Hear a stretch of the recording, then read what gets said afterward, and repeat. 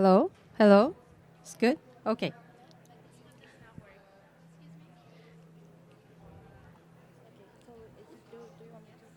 I think we can stay here. And then we'll just, yeah.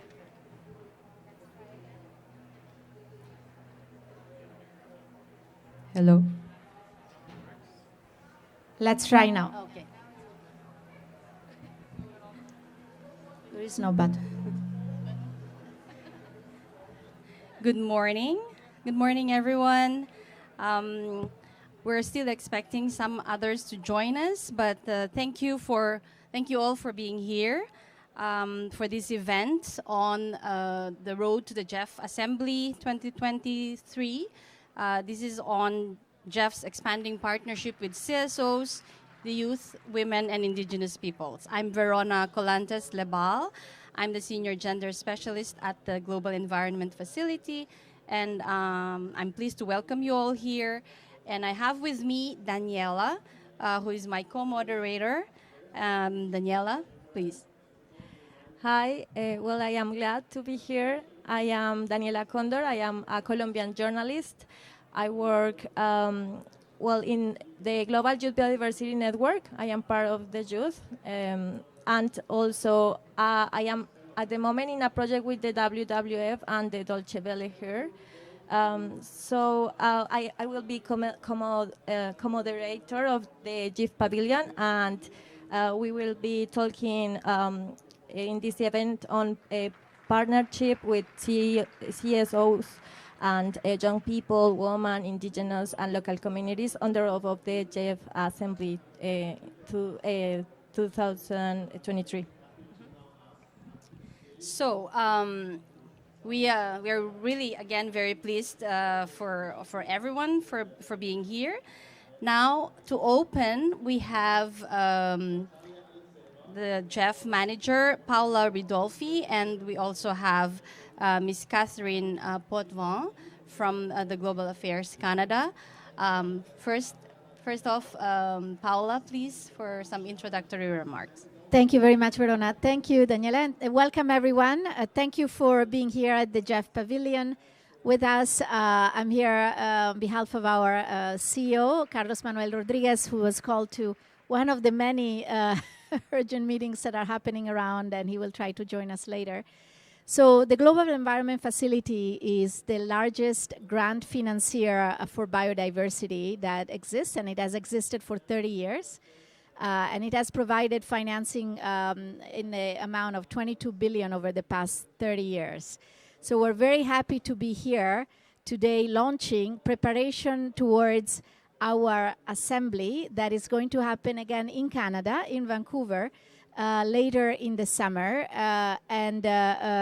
We have come out recently, 3 months ago, from a very successful replenishment with our key partners, who have entrusted us with 30% more resources than before. The way the GEF works, we have an indirect business model. We work through implementing agencies who are global entities, multilateral development banks, as well as UN agencies, as well as WWF, CI, who then entrust local communities, CSOs, with project funding to protect biodiversity in their communities. So for us, the engagement that we see here, ensured by our hosts, the CBD Secretariat. I would like to thank Neil, Chantal, for being here, because this is an amazing voice that you have provided, and the space that has been granted to civil society is incredible. As well as our Canadian hosts. We see an impeccable organization in a beautiful location. The voice that we see given to civil society is something that really reassures us for the commitments that are being discussed at CBD for the new framework. Because what we want to see is really moving forward, civil society owning the commitments, monitoring the implementation of the targets, monitoring the Gender Action Plan, monitoring Target 3, monitoring Target 22, and responding to the call for action that comes from CBD. As the GEF, we're going to move towards a further expanded engagement with civil society, the youth and indigenous people through several initiatives. First, we are creating 2 new CSO initiatives through the Small Grants Program. They will be open to all CSOs globally. We operate in 144 countries, and they will have access to initiatives funded for the youth under one window and for microfinance under another window. We're also looking forward to working with civil society as executing agencies more and more, working through our implementing agencies. We are creating for young scientists the Gustavo Fonseca Fund, named after our dear colleague who unfortunately passed away a few months ago unexpectedly. And we are planning also an initiative at Assembly, a challenge program for youth. So a lot coming up, but especially we're counting on youth, CSOs, indigenous people communities to work with us on the ground to really make the commitments possible. Let me now ask our host Canadian government colleague, Catherine, with whom we work closely to prepare for our GEF Assembly in the summer, to tell us a little bit more. For us, it is very symbolic that we're starting this dialogue here in front of our communities at CBD COP, because what we want to see is really inclusion, is really an approach that goes towards social inclusion for the new GEF cycle that we're starting. And so Assembly in Canada, starting with this beautiful COP, is highly symbolic for us. And I know that there is a lot already being done, but we want to hear from you. And thank you, Catherine, for being with us, with your team. Thank you. Thank you, Paola. Thank you, everybody, for being here. I would like to, first of all, acknowledge that we are sitting here on unceded indigenous land of Ganawanga Nation.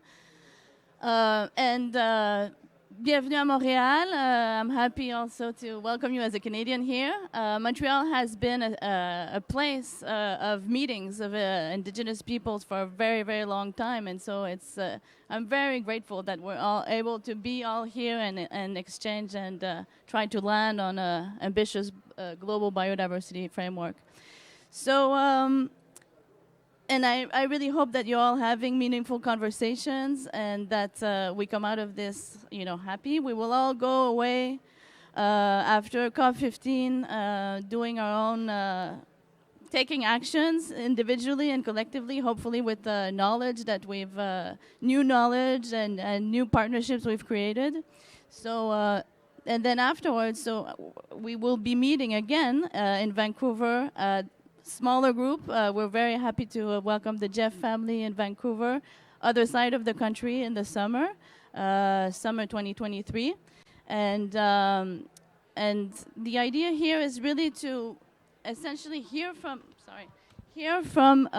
many of you in terms of how you see more participation from youth, from women, from Indigenous people in the 7th Assembly of the GEF. For Canada, we've been one of the key founders of the GEF in 1991, and we've been contributing to the GEF about $1.3 billion since the start. And we use our seat on the Council of the GEF to advance gender equality, inclusion, participation of Indigenous people, local communities.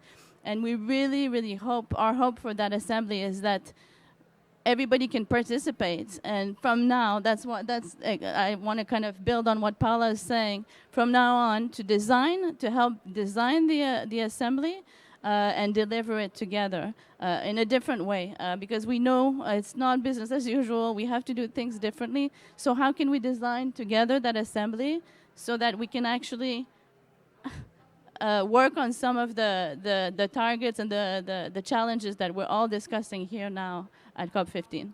So I'll leave it there, and I'm really happy to be able to hear from all of you today. Thank you.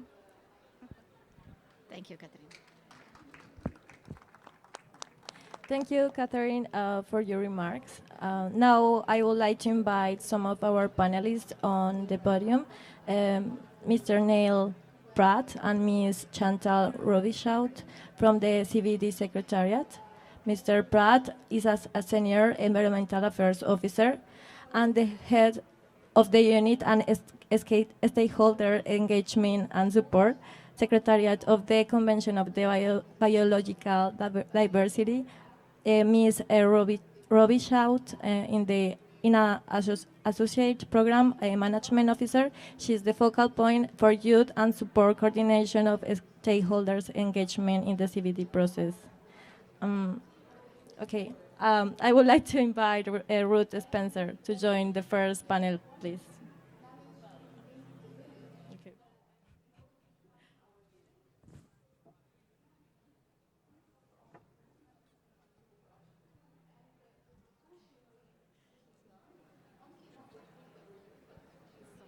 Thank you. Thank you very much, Paola and Catherine, for setting the scene. And welcome to our next panel. We have to do it this way because of space constraints, but we're managing. And so again, Neil and Chantal, thanks for being here. As Catherine mentioned, we would really want to get your experience and insights on the critical role of CSOs in shaping global policies and narratives. You've seen that in the CBD process. And also to better understand how the CSOs are ensuring the implementation of policies on the ground. So just some examples and insights on that, please. Thank you very, very much. Yes, it's really a pleasure to be here, to have had this invitation to speak about stakeholder engagement in the convention.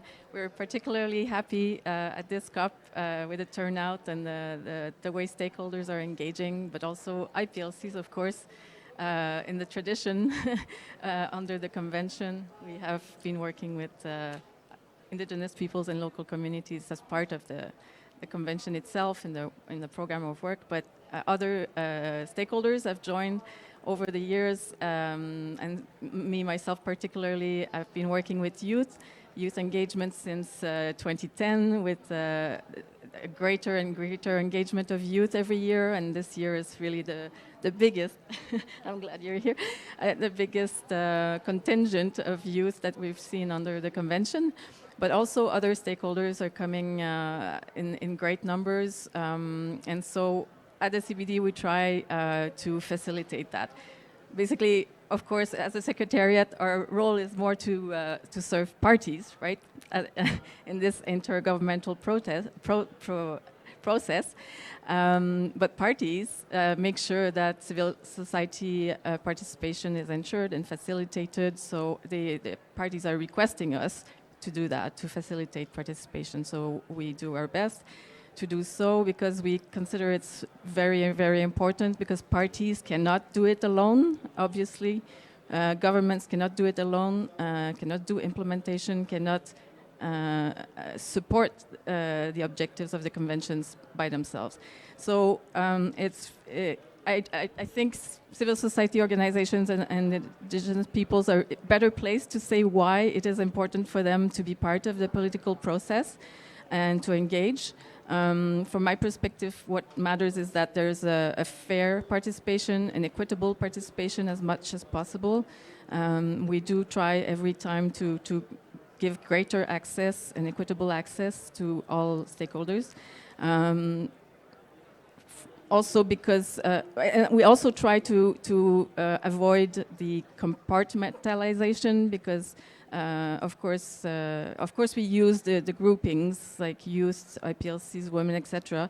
But we do want to for these groups to have a place to exchange among themselves and to be able to easily discuss with governments, because I think, I don't want to speak for CSOs again, but I think from the ground, there's no silos, the way we at the international, we work in silos or within the governments, we have departments and ministries, but for a community and for an individual working on the ground, there's none of that. And so I think that this cross-cutting perspective on things is really helping the negotiations. It's really helping governments to realize what matters and how to do it. So this conversation, we try to make this the space for this conversation to happen. So that governments make bold commitments, not just for the low-hanging fruits, but they go beyond what is normally part of their own processes. Of course, if civil society is engaged and participate fully in processes, they are more likely to want to participate in the implementation. So it's kind of an empowerment objective that we have also. And in many ways, the participation of stakeholders support the multilateral processes that we work on because, as I said, we work in different agencies, working on different topics, but with civil society, we have to work more closely together with the other agencies because we are reminded that it's important to break those silos by civil society. It's not always simple in a multilateral system, but we try to reverberate that perspective. In terms of what we could do, what more could we do? Practically speaking, logistically speaking, there must be a lot of things that we could do better. Again, in trying to break down the silos, I think it's important to also integrate better the different groups, not just having a youth meeting or having a youth participating in a summit, but having youth really equal in different working groups, in the technical groups in the Secretariat, working with parties to have youth involved in the delegations, to really consider them, I'm taking youth as an example, but it should be the same for all the groups, but to mainstream really the voices and stakeholder participation. Also at the national level, there's more to be done in terms of engaging civil society in NBSAP's processes. So in terms of implementation, opening up the process for developing the NBSAPs to civil society and indigenous people in local communities is too rare in my perspective. We don't have that many examples around the world of countries that actually do that, coordinate even among themselves and among focal points of the different conventions, but among and together with stakeholders. So that's something that could be also improved. Even more practically speaking, if the different convention secretariats and agencies could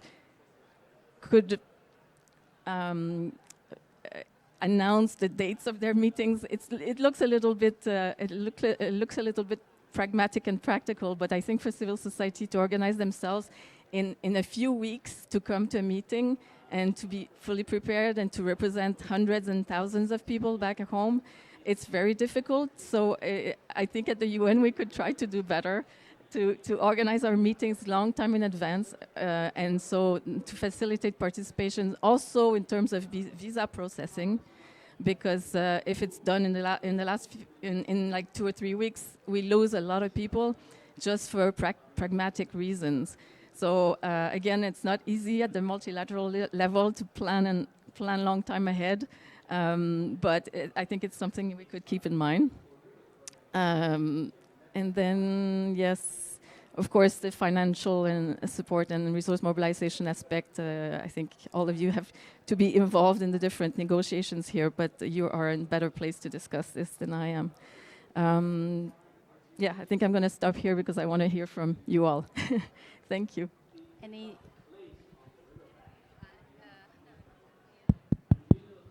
Thanks very much, and thanks, Chantal. I'll try to be brief. First of all, many thanks for convening this meeting. I think one of the things that it would be good to discuss in this gathering is really how to build and strengthen the connections across the various the conventions and the GEF.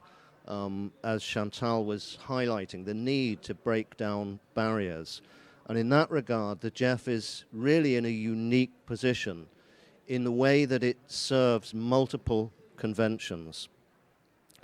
Now, all of you will have seen the great attention in the post-2020 global biodiversity being negotiated to the importance of whole of government, whole of society approaches. And we at the international level can certainly assist in helping to build and promote those kinds of approaches.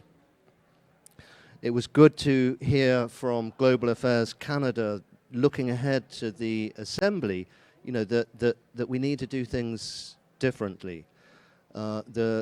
While a great deal of attention may be on the GBF, the GBF is such an integrative framework, cutting across all sectors, all drivers of biodiversity loss, and all the underlying reasons for that, which are essentially the same economic and social factors that are driving the climate crisis, the pollution crisis, etc., etc.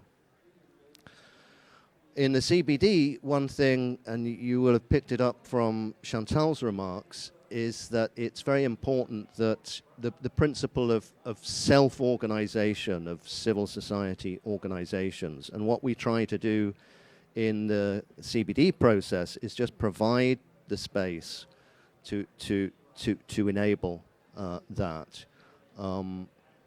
Compared with other processes, we try to keep things simple and responsive to what we see and the needs of the different stakeholder groups.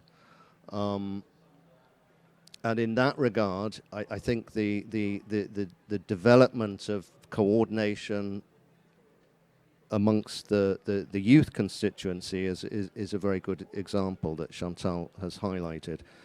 And one factor about that I think is pertinent to our discussion now is that that's not just focused on the processes, but it also reaches out to community groups actually implementing actions on the ground.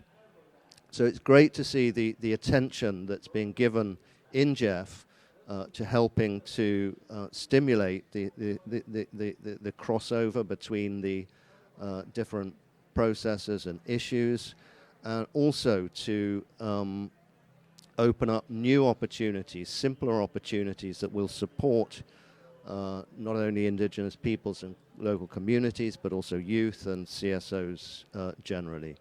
And I'm confident that, you know, working together as a community,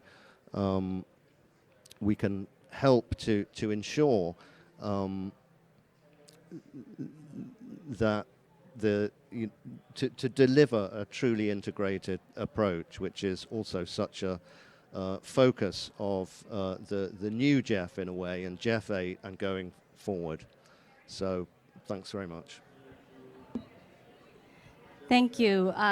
Well, thank you, Neil and Chantal. And I think I'm going to pick up on what you mentioned, Neil, about synergies and coordination across the different conventions and environmental agreements, multilateral environmental agreements. So I'm going to turn to Ruth. I've met Ruth in different environmental conventions processes for many years now, including UNFCCC, CBD, Minamata Convention, UNEP, you name it. So I think, Ruth, you are in a position to share your experience regarding CSO engagement across these processes, and whether there is even an informal coordination mechanism across the CSOs in their engagement in these processes, because we've heard about silos, enhancing synergies. and we want to see how stakeholders can strengthen coordination across their engagements in this MEA. So it's just like a reflection on what you've seen so far, and maybe like what can you tell us as GEF, as CBD, and on, in terms of moving forward to enhance coordination. Good morning. Thanks for being here. Ruth Spencer. I'm a local community representative. And the process really moves forward with your connection with people. The Small Grants Project in Antigua has a dedicated source of funding, the only dedicated source of funding. And I was the first national coordinator. But it was no technical capabilities that I have. I was not an environmental expert. But the strength I have is that I can connect with people. I respected people. And after the fund was launched, people would meet you. They hear a source of financing is available, and they'd meet you anyway, in the supermarket, in the streets. Just walk in. Can I have a word with you? Can you explain to me? And I always stopped and listened. I'm not a person that put off and say, come to my office tomorrow, let's make an appointment. That in my country is a turn off. To tell somebody to book an appointment. And so I would listen to their ideas. I would listen to the solutions they come up with. And I would say, are there other people like you in your community thinking about this idea? Can you bring them together? And just from those bringing together, we started from idea to have the groups legally incorporated, because they weren't legally incorporated, and if you're not incorporated, we can't provide the resources. I didn't have those skills, so I had to partner with a gentleman who had similar inclinations, and he would prepare the templates, have the groups fill them out, and we got them legally registered. We helped them with bank accounts. So it's like a mentoring process to build these groups up from scratch. And our work extended across all the conventions, because when you're working with people, you have the plastics there that are filling the gutters. When rain comes, the places get flooded. So you have to teach the people to put your waste and put it out when the trucks are coming. We worked on the Minamata Convention. NGOs initiated a national mercury plan. We produced case studies. They're with the convention. And as the government bans products, we get the people's feelings, because women like bleaching cream in my country. So it was a challenge telling them these things have chemicals in your body. But we got their feelings, and we send those reports also to the convention. Working in waste and chemicals, as I said, I don't have the expertise, but when I go to a meeting and I share something, somebody connects with me. So right now, IPEN invited us to become a member. We became a member. When you're in those circles, you're building knowledge, you're building capacities, you're learning. And that's how I go back and work with the groups, work with even the government, because we have to be proactive. You know, you keep hearing about HR challenges in small countries. There is no gap of knowledge and information in the local people. But we have to find ways to connect them, bring them out of their shells, work with them. And these same people can support the government. We were the first country, I think, in the Caribbean to have in our NBSAP the contribution from local groups, but I couldn't wait for the government to call us. They never called us, so we had our own engagement, and we asked the focal point, please come to the meeting. And when they heard the wealth of information going at the local level, they was amazed. But that's how it is. Make yourself accessible to the people.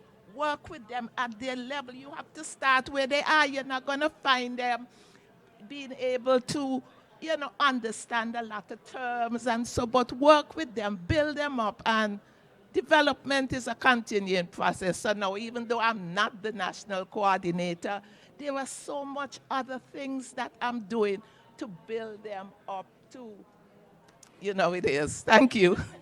Thank you. Thank you, Neil, Chantal, and Ruth for your talks.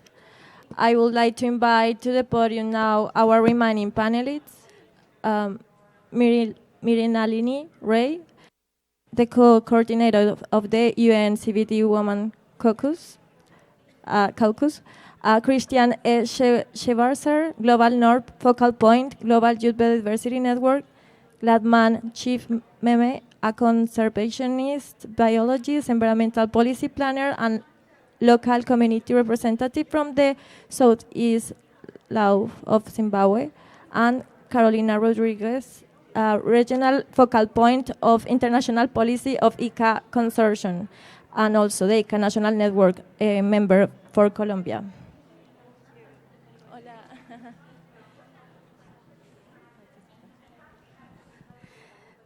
Thank you. Thank you so much, panelists, for your flexibility that we have to move you around because of the space. But yeah, it had been a very interesting exchange so far, and I'm very glad to now turn to our other key stakeholders representing women, youth, indigenous peoples, and local communities. I would like to start with Tina and Gladman. Gladman, this is the first time I meet you, and I'm glad that you could make it to our event. So can you share with us some examples of your actions and activities directing at implementing CBD outcomes? I mean, I'm talking jargons, but you know what I mean: biodiversity, conservation, sustainable use, or other related actions to implement other multilateral environmental conventions. You've also been following those processes. So just some examples on those.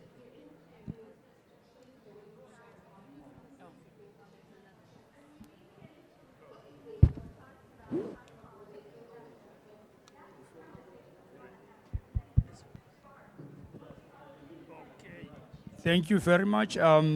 Thank you for inviting me to share my experiences and my work working with communities.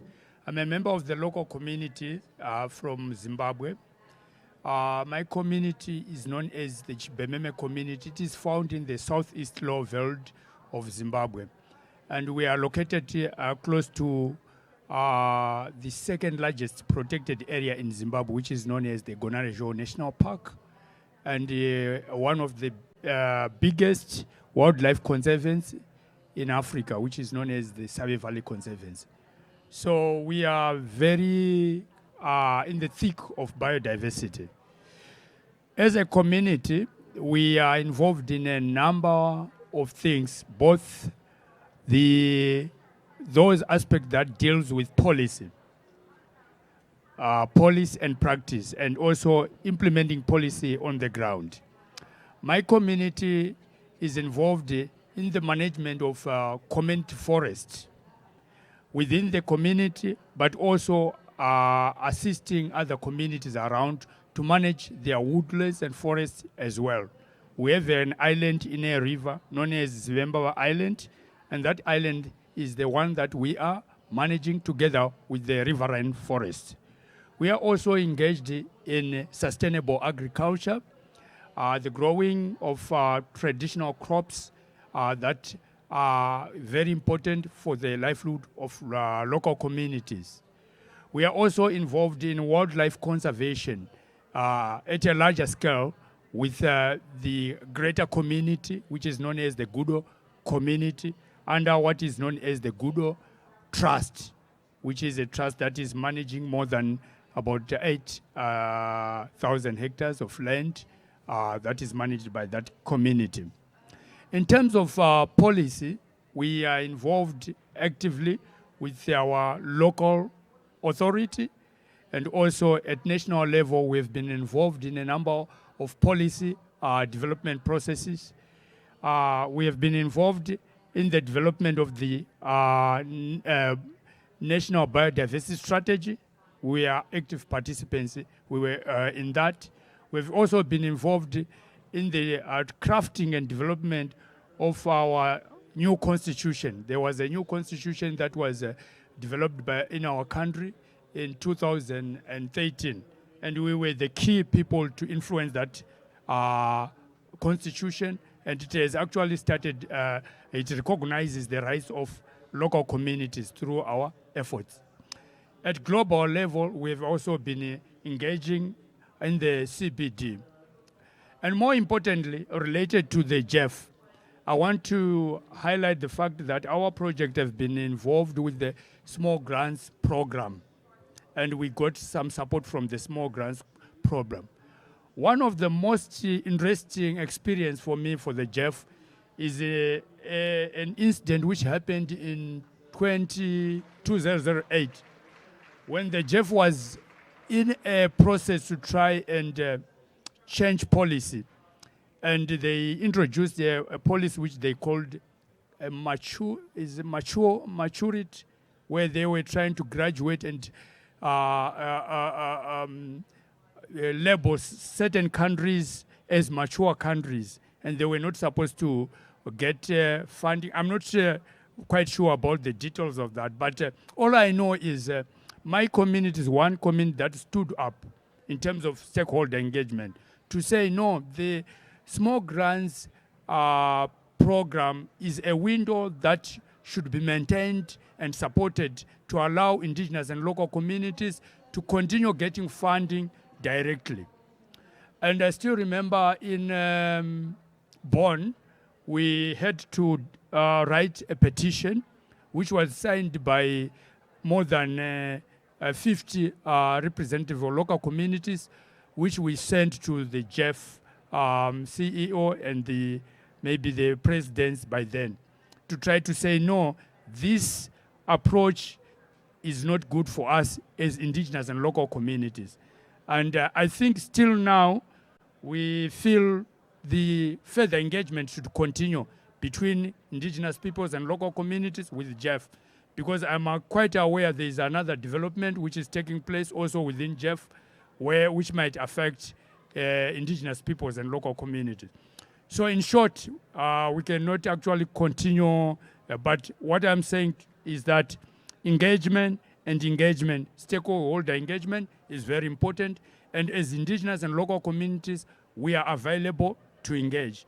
And more importantly, it's important that it should be clear that local communities have to be taken on board.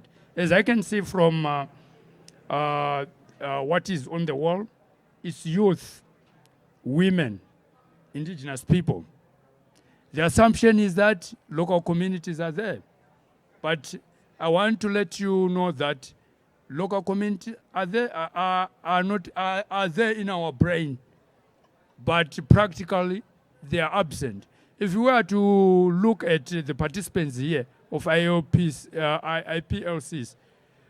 there are less than 10 out of more than 100 indigenous peoples. And those who got funded to come to participate under the voluntary fund, under the CBD, only 2 are local communities, and the rest are indigenous peoples. So what we are saying is that we have local community in the what? In the brain. But in terms of operationalization on the ground, they are not there. So I have to be bold to say this because of the dynamics that I have also observed within our caucus as indigenous peoples and local communities, which I think also seems to be excluding us. So I'm not attacking, but I'm trying to say, let's be inclusive and let's be tolerant and let's bring everyone on the table. Thank you. Thank you, Gladman. I take the blame for for not putting local communities, but it's not just in our brains. As you know, we've invited you to be here, and apologies that it should have been IPLCs, but we reflected it as Indigenous peoples. But you are not just in our brains, you are also in our hearts. Thank you, Gladman, for pointing that out. And we'll definitely keep it in our work. So, Tina, over to you. Good morning, everybody. Lovely to see so many familiar faces. And it's a very interesting conversation we are having today. So I'm going to take it into two parts. One, I think is very close to my heart, is synergies. I'm also been very fortunate to see very familiar faces here from the GEF, because GEF started the IPAC, the Indigenous Peoples Advisory Group. So I was the first member from Asia in 2014, and was very fortunate to also, at that point, work with Yoko, and I can see Terrence there. And also I just greeted Ms. Naoko Ishii, because she was the CEO at that time. So we're talking about synergies. We have been trying over the years to build these synergies across the Rio Conventions and other MEAs. So I'll just give you an example from the CBD and then going forward. So from the IPAC, we also actually were there to inform and to provide our comments on the safeguard policies on Indigenous peoples and local communities, and on the gender safeguards. So that engagement has already been taking place, including in the GEF. There is a CSO network, which is, again, a collective network of civil society that engages with the GEF, who also spill over into the other conventions. So there is the synergies. It's how do you really connect those? So for the Women's Caucus here at the CBD and targeting the Rio Conventions, what we have really tried to do is taking the post-2020 discussions into the other conventions. I'll give an example. The CSW this year was around environment and climate change and disaster risk reduction. So we were asked by the CSW to write an expert paper on biodiversity, on environment, and environment for the CSW. And in that one, we brought out the post-2020 discussions, because sometimes it really gets missed out. And I think biodiversity, close to my heart, is the heart of all these. You know, you're talking about mitigation, you're talking about adaptation, you're talking about resilience. So these are the kind of spaces where we've kind of been able to bring about the biodiversity conservation conversations into these. So for example, the CSW. We also collaborated in the Gender Equality Forum, again, coordinated with, this is how we are doing the coordinations, what we call ourselves the feminist allies. Not taking the space, but also acknowledging and respecting the spaces of other constituencies, but working and sharing information, I tell people, is the most important thing. Because sometimes we don't. We are like, this is my space, and we don't. So we do inter-constituency among all the women's major group. So, you know, you have the SDGs, you have the women's major group, you have the climate, you have the gender constituency, the UNEP, we have the WMG there again.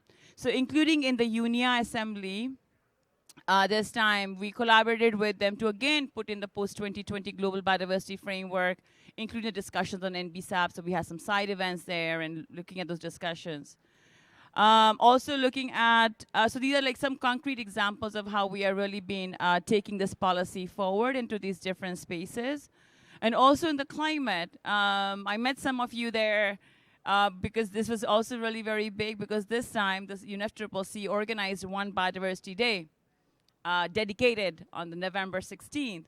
So, you know, we were at the gender event on 12th December, then we pulled people to come to the biodiversity. They were like, you gotta come in and understand what's happening. So those kind of collaborations are there, but to be honest, the challenge has been that capacities and funding. You need to have that funding mechanisms in place, otherwise the aspirations are only half-baked. You know, so you're telling me, yeah, but that, so that needs to be there to ensure that the full and effective and meaningful participation of women are able to engage in these processes. I'll give an example. We reached out to the CITES too. Very happy to share. And this is what I'm saying. I think CBD is going to be really very important, because CITES has now adopted their gender gender action plan for CITES, and then we'll also be, so we've also kind of looped into there. So we are now coordinating with the CITES and trying to find out. We reached out to communities, indigenous peoples and local communities if they were in Panama or are in networks to try to see, go, engage, support. So I think those are there, but you start going very thin. There is no consistency, not because one cannot do that. The consistency is these constraints, right? You're talking about participation, you're talking about attendance, you're talking about reviewing. If you really want to be policy, what we really need to do is build the policy capacities of people, because as you know, in the COP even sometimes we have a difficult time. What is a CRP? What is a L?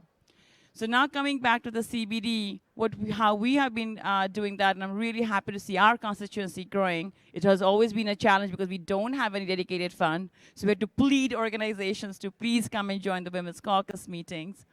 Is that from our part, of course, because of the COVID and all that, we always organize preparatory meetings. But we can't have funds to do it in person. And to be honest, being in Asia is always very late night for me. That's still okay. But to be honest, a lot of my colleagues from the SIDS gets left out, because even if I do my meetings at 8 o'clock to accommodate everybody, it's 12 or 1 or 2 a.m. on the other side. So we're trying to build to how to say that we could build their capacities. So we do preparatory meetings. We have our listservs which are open to everybody. We have our morning meetings here. So like taking forward, and then also we organize information webinars. So we have a hub. We have one on DART. We also organize meetings with Jeff. We'll be doing another one. So these are small components we're trying to build up to build these synergies within the spaces. But it's a start. And hopefully this is going to be strengthened by the adoption of Target 22. So let's see how that goes. So thank you so much. Thank you. Thank you for sharing these challenges, constraints, and opportunities in your advocacy for more ambitious environmental actions.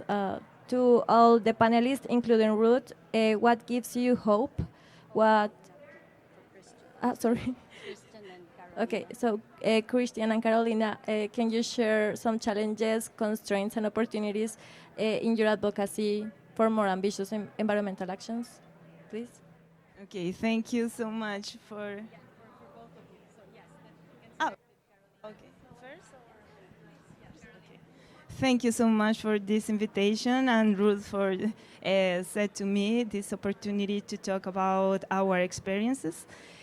First, before to talk about the challenges, maybe our life is a challenges. This is the first challenges. No, it's the main challenges. And in that case, I live in the territory. I live in the Pacific region. Is close to Panama. I am from Colombia. Sorry. And I live with different communities there, which is Embera Indigenous and Afro-descendants people. They are in this place, the Afro-descendants people and the peasants and the farmers and fishermen who I live, that I consider here like local communities. In the territory, they live together, and they have similar challenges too. But when we are in the international place, maybe you think there are specific problems, the different ways, but if you have the opportunity to visit us, our territories, they share the same problem, the same concerns, and in this, that is the big challenge, because their life and our lives is all in the territory, and we need to think how we build different strategies to maintain the children in their territories, to maintain the memories, maintain the knowledge and the languages, and to protect their and our territories and the river and the ocean and the birds. For that reason now, I worked with women who protect the marine turtles in my community.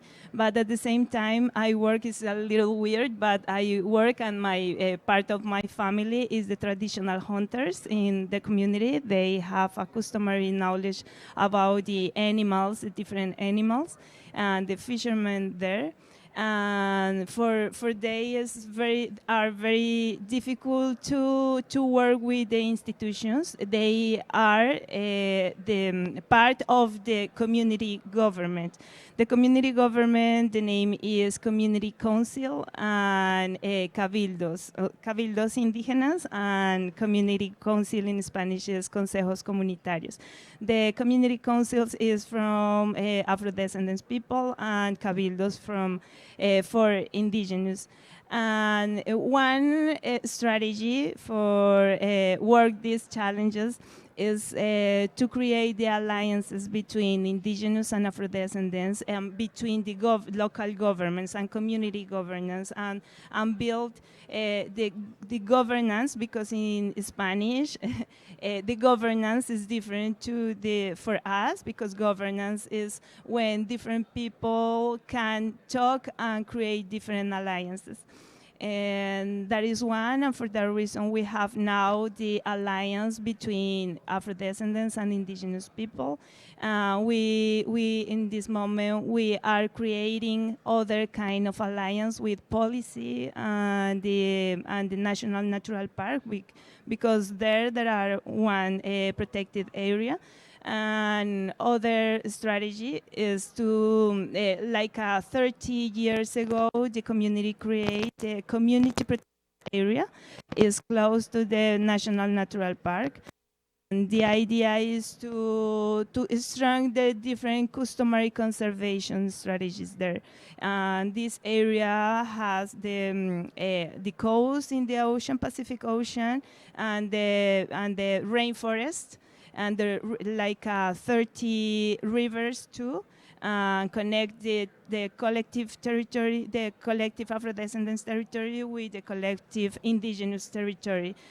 We create the connectivity between different kinds of protections there, like a National Natural Park, the community protected area, and the collective territories.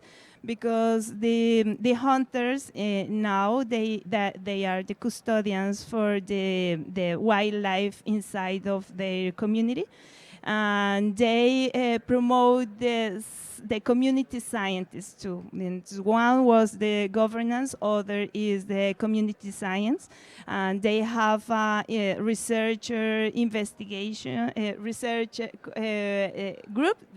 group. Sorry for my English. Research group, and is specific hunters in our community. They create the own questions about the concerns of the local community and define the tools for monitoring the animals and monitoring what happened with the food for those animals. And these animals are very important for us because that is the security food and security benefits inside and relate, and the solutions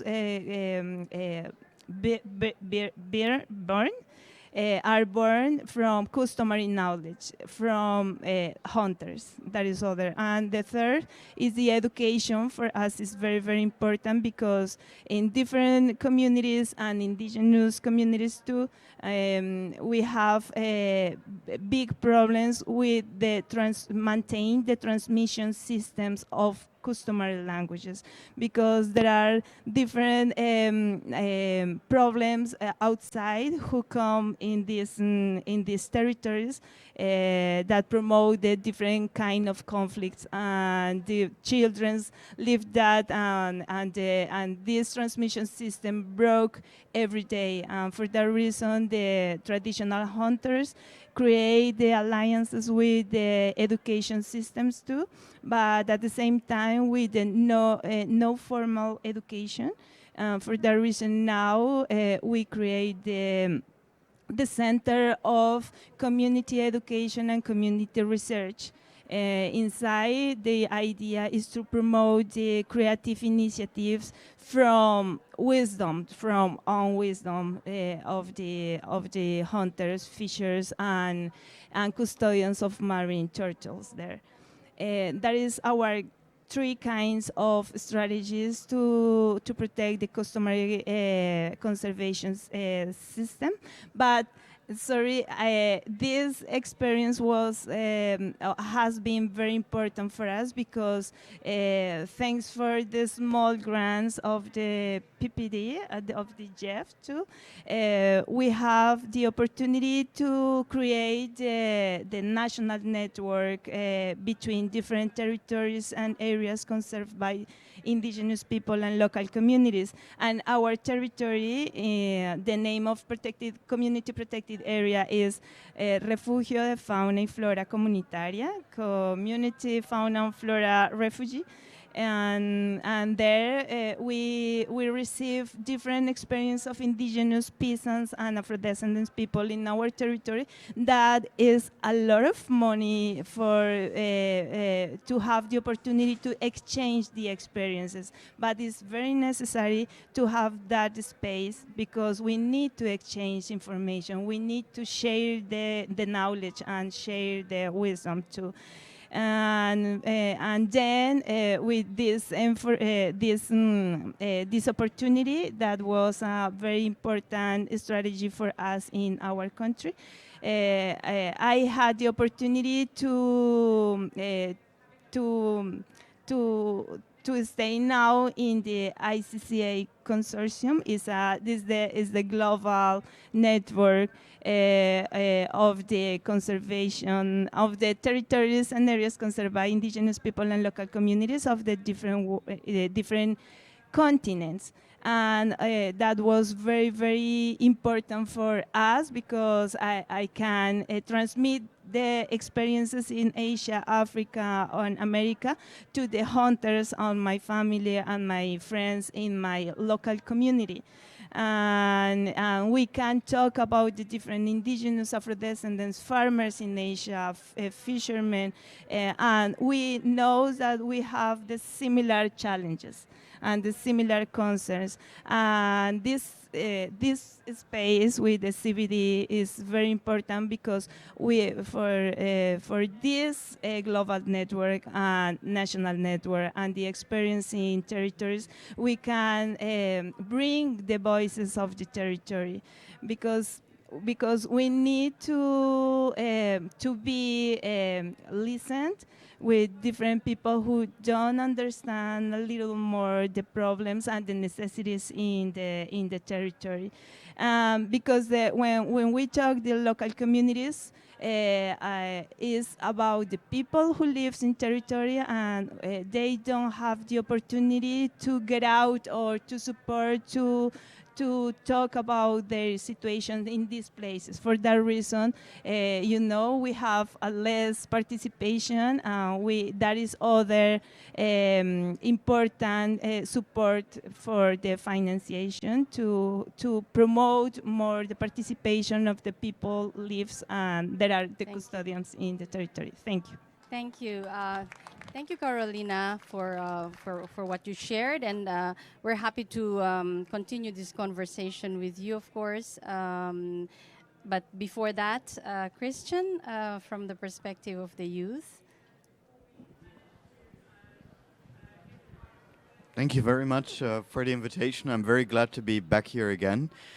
I want to structure my response into three aspects. First of all, what are we as young people are doing in general to support the implementation of the convention? So there's actually quite a bit, and it is not only limited to what we're doing here in the CBD space. As Gibbon, we have grown into a network of more than 55 national and regional chapters. We have some representatives here that are taking very, very concrete actions on the ground.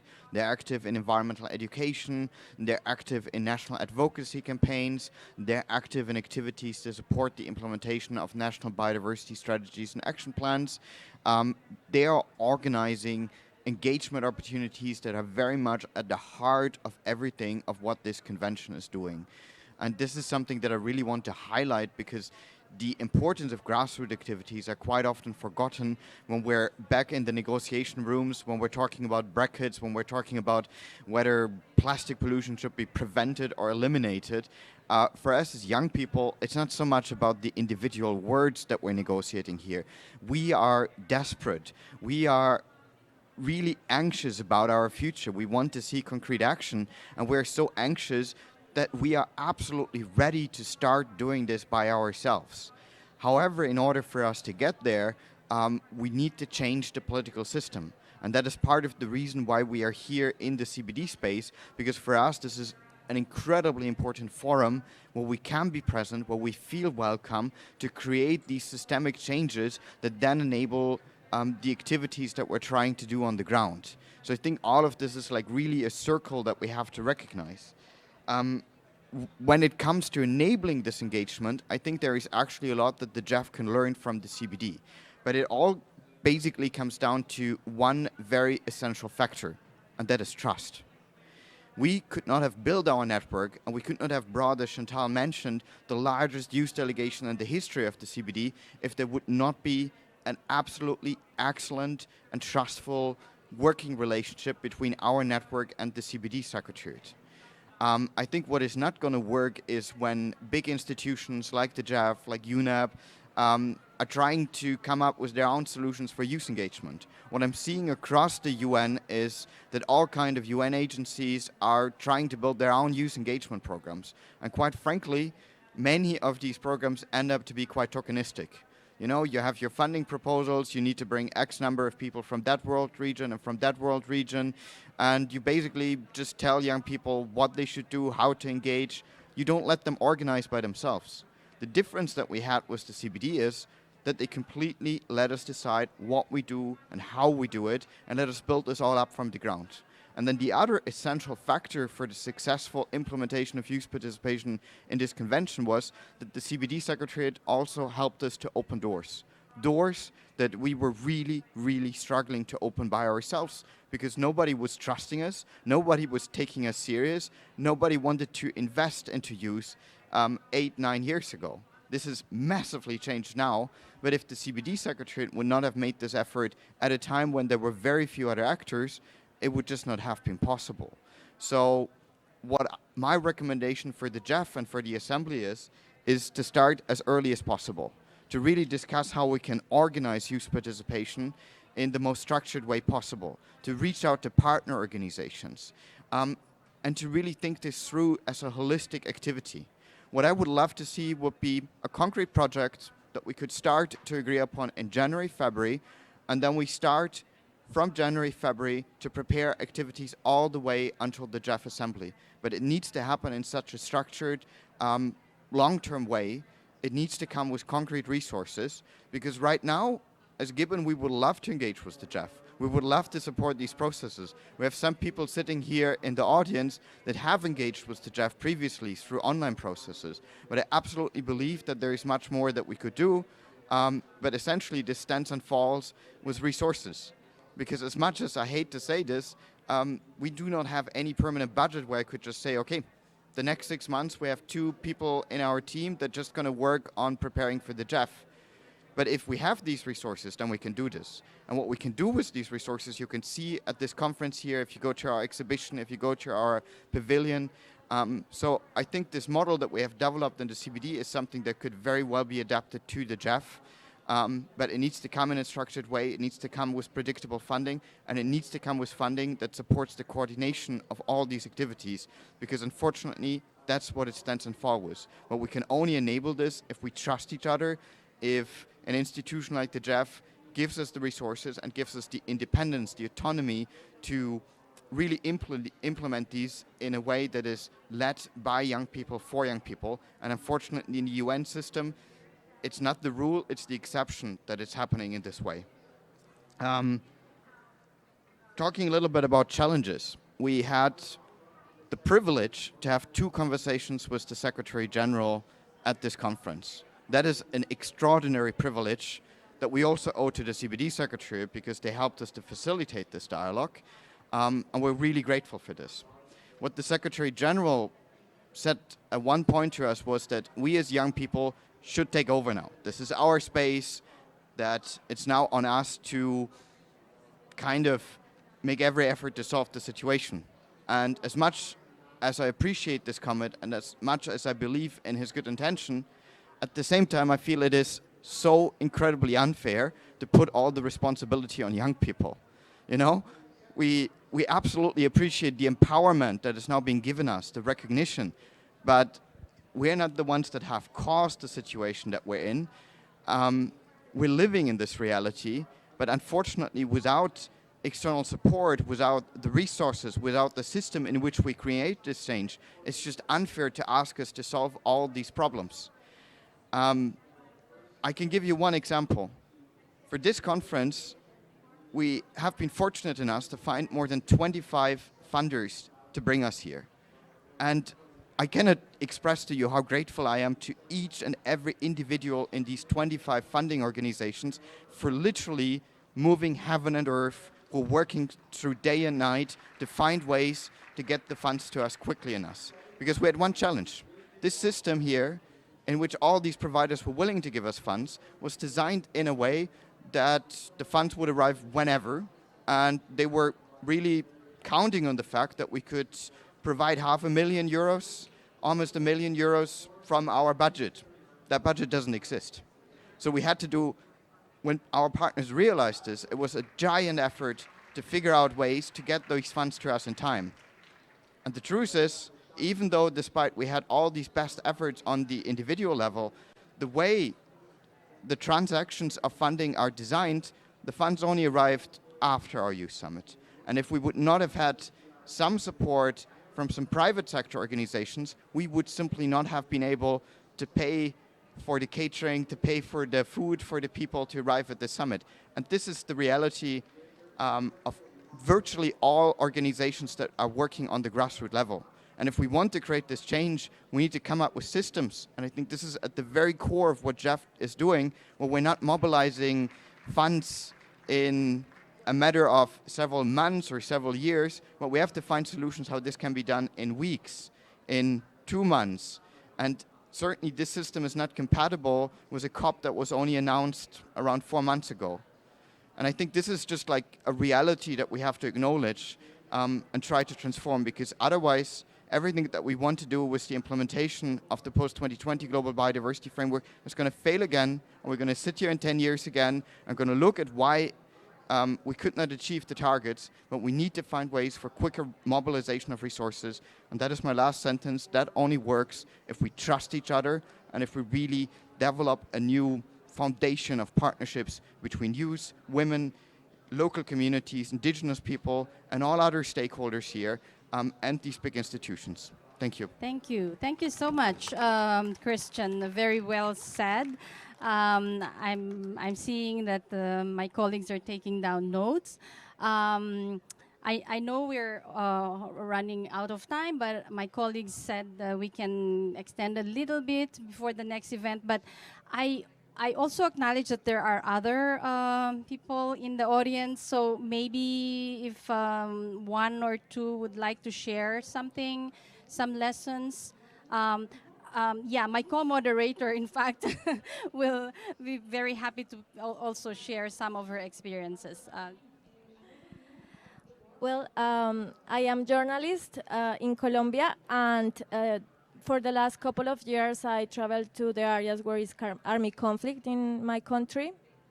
I am here to ask you for, also talk about the background of what is behind the army conflict in Colombia. I mean, there are, it's completely relevant in this space to talk about how big economic interests are also, one of they are related to the war in my country.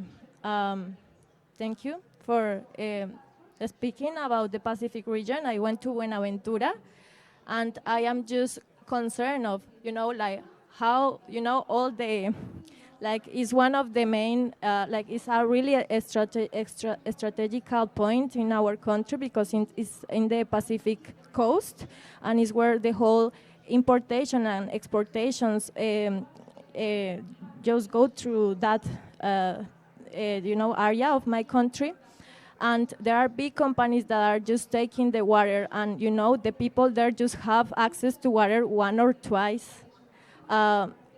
They are just being exterminated. So big companies and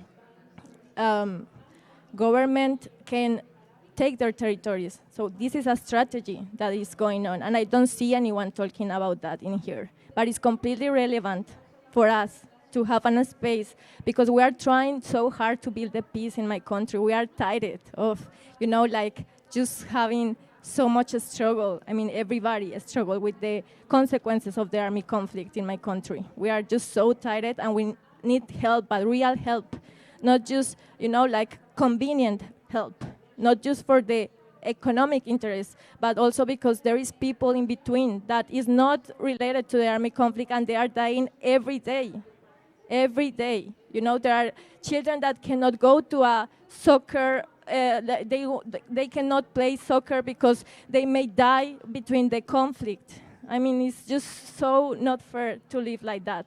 And I just see this is not a conversation in here, and I'm just so frustrated because, it's completely relevant to the biodiversity, because the areas where is more biodiversity are the ones that extractivist companies are also financing the army conflict in my country. So the communities just get out of the territories, and they can stay with their natural resources from these communities. And it's extermination caused by, by this big economic interest. And that's the reason why of course, there is no, there is not what the government is. These kind of agreements are just not implemented. I mean, I just came, from we have the previous consultation to communities, and I went to a previous consultation of a rural community in the south of my country where I live, where we don't even have access to parks, because there is a big German mining company that just destroyed the mountain, and we are asking for restoration of this ecosystem. And they just say, it's not our business, this was signed up 40 years ago, and we are not going to do it. As to your government, and you know what the government is saying to us is, it's not our business either. We are not going to, and I don't know where this kind of, agreements are being implemented, because I don't see it. I see every single day that there are indigenous communities coming from the more biodiverse areas in my country to big cities because they were forced displaced. Not because not because of them, because they have so much wisdom and they deserve their earth, but just because there are big economic interests financing the war in Colombia. And also, these rural people just in the south of my city, they are just going to be expropriated by the government, and without, the previous consultation is not working. I mean, nothing is working. I just keep seeing us just poorer, and we need to build the peace in my country. So I ask you to help us to do that. But really, thank you. Thank you, Daniela, for sharing that personal experience. And my colleague just asked us to wrap up. Maybe I can give just one more. Yes, please. Just keep it short, please. Thank you so much for giving me the opportunity. I am Yashokanti Bhattachan from Nepal, belong to Mountain Indigenous Women, and I represent National Indigenous Women Forum. Our colleagues are also here with me. And it's really good to hear and learn from all of the panelists.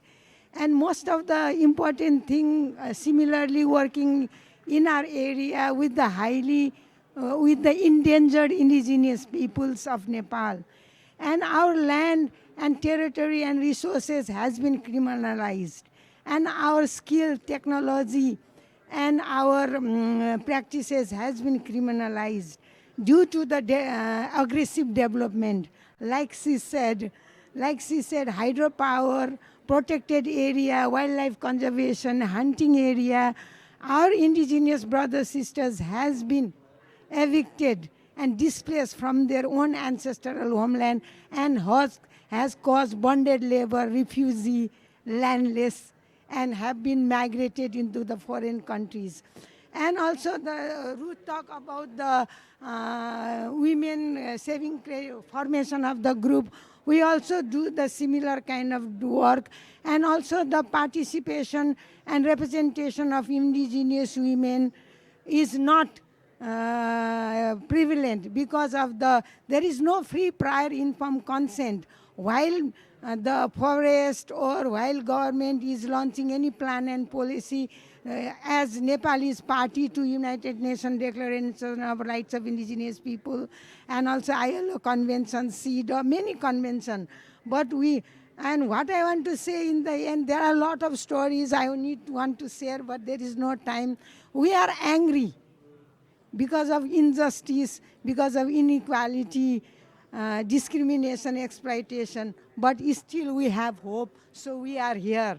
And we are determined to work in action with the collaboration like organization, you all, who will support us. Thank you. Thank you very much. Just 1 minute for the SGP, because some have mentioned SGP, so Yoko is here and she just wants to take 1 minute. Thank you very much, Yoko Watanabe, the Global Manager of the Small Grants Program. Just 2 points. One is that, as has been highlighted today, many of the GEF Small Grants Program grantees are here really to share the experience engaging with GEF. There was a foresight in 30 years ago when it started. Really working with CSOs, youth, women, indigenous people, and local communities was at the heart of GEF, and we are very proud to see all of you here. And for the assembly as well, there is above 27,000 projects that we supported, and nearly 45% is involving youth, and 34% is led by women groups and women leaders. So I think there is a real asset of, examples and possibility to scale up these engagement further using this assembly moving forward. So that, I think, is one thing. And second of all, Neil and Chantal also highlighted, but there is also opportunity really to integrate and work together with different Rio conventions together for this work. We have started working with all the 3 Rio conventions together with Chantal and others on the youth video competition and really highlight the work of youth on the ground. And I think there are many more opportunities to do these kind of thing together with GF and the conventions, and Small Grants will be very happy to contribute and work together as we move forward. Thank you. Thank you. Thank you very much. So with that note, we just really want to thank everybody again. Very fruitful discussions. This is also recorded, so you can share the recording with your colleagues who were not able to attend. But thanks again, and looking forward to cooperating with you on the road to the GEF Assembly. Thank you.